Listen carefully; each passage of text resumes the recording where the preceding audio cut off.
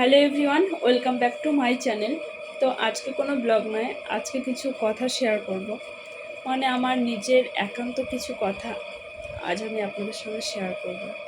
তো দুদিন থেকে কোনো ব্লগ আপলোড করা হচ্ছে না বা কোনো ব্লগ ভিডিও আমি ছাড়ছি না। তার কারণগুলো আজকে আমি সব বলবো। তো কেউ ভিডিওটা স্কিপ করবে না, ফুল ভিডিওটা দেখতে থাকবে। তো কিছু কিছু কথা এমন আছে যেগুলো শেয়ার করি না বা করতে চাই না, যেহেতু দুদিন থেকে কোনো ব্লগ ভিডিও কোনো কিছু আপলোড করছি না, যার জন্য ভাবছি যে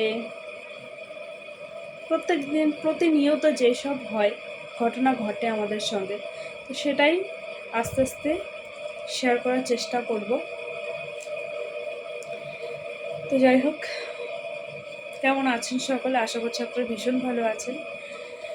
তো যেটা বলতে চাচ্ছিলাম আর কি, দুদিন থেকে প্রচণ্ড পরিমাণে মন খারাপ।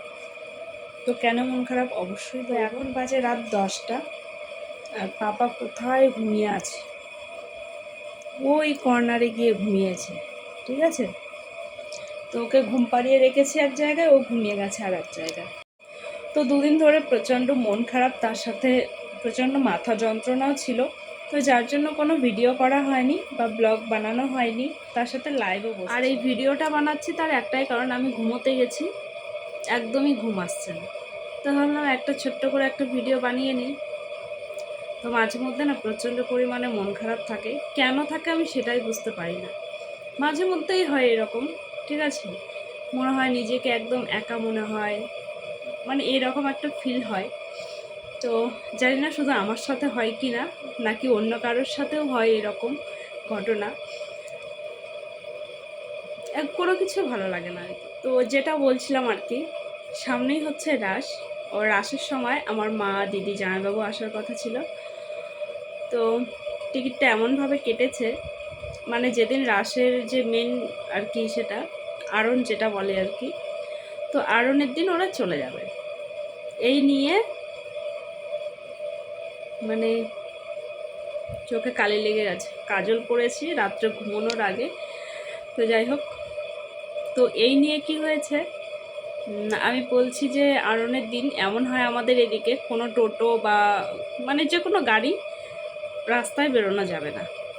তো আমাদের বাড়িটা যেহেতু স্টেশন থেকে অনেকটাই দূর, তো যার জন্য হেঁটে যেতে হবে।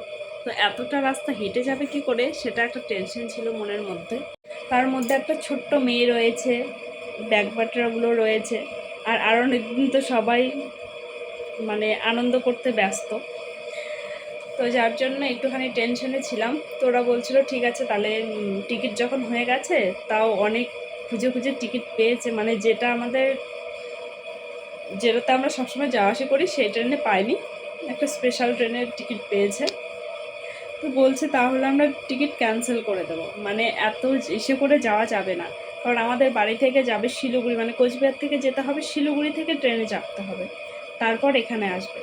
তো যাই হোক, এত কিছু করার পর ট্রেনের টিকিটটা কাটার পর যখন শোনা যাবে যে আবার ক্যান্সেল করবে, বা আমার মনের মধ্যে প্রচণ্ড আনন্দ, কারণ মা আসলে পরে তো সবার আনন্দ হয়। প্রায় 1 বছর হয়ে গেল তাদেরকে দেখি না। তো আমিও তো সেরকম বাপের বাড়ি যাই না, 1 বছর হয়ে গেল। গত বছর দুর্গাপুজোর সময় গেছি, আর এবছর দুর্গাপুজোর পার হয়ে গেল, মানে এখন কালী পুজো আসতে চললো। তো খুব আনন্দে ছিলাম এই কদিন। তো দুদিন থেকে আমার মন খারাপ হয়ে গেছে যে ওরা বলছে টিকিট ক্যান্সেল করে দেবে।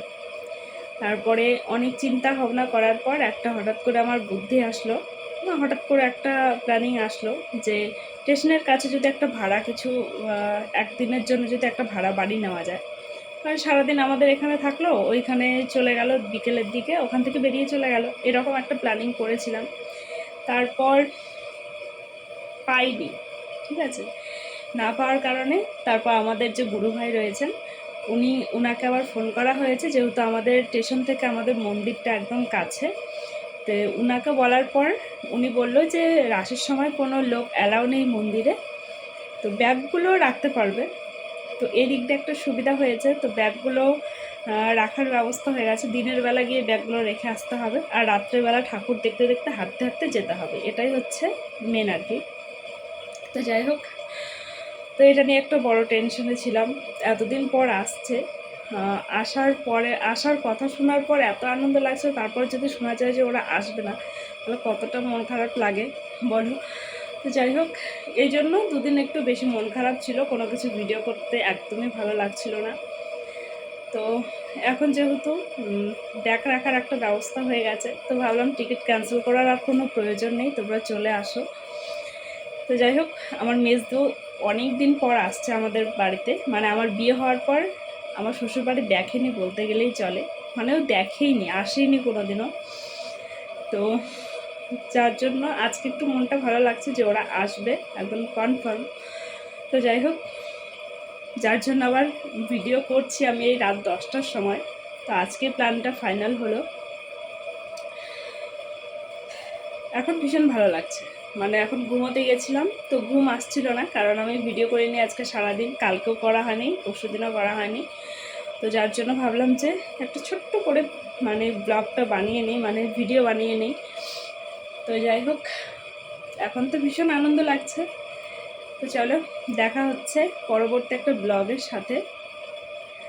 তো দেখতে থাকবেন, আর আপনারা সকলে সুস্থ থাকবেন, ভালো থাকবেন।